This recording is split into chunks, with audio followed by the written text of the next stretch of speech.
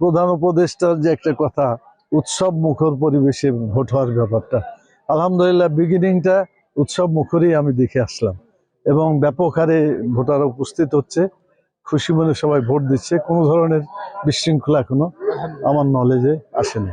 এমনি মানে ভোটের পরিবেশ এবং আইন শৃঙ্খলা রক্ষাকারী বাহিনীর ভূমিকা এইসব নিয়ে কি আপনি সন্তুষ্ট এখন পর্যন্ত?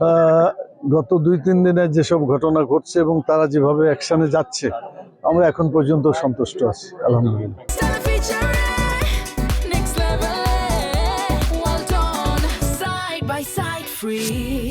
আপনার জয়ের ব্যাপারে কতটা?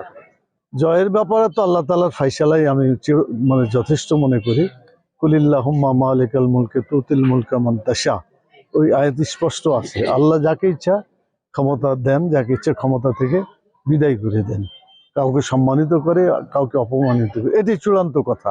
তবে জনগণের যা বহিঃপ্রকাশ এবং যেগুলো আমরা বুঝতে পারছি, জনগণের অভিমতই হচ্ছে যে দাঁড়িপাল্লা বিপুল ভোটে বিজয় হবে ইনশাআল্লাহ। Thank you very much. শুকরিয়া।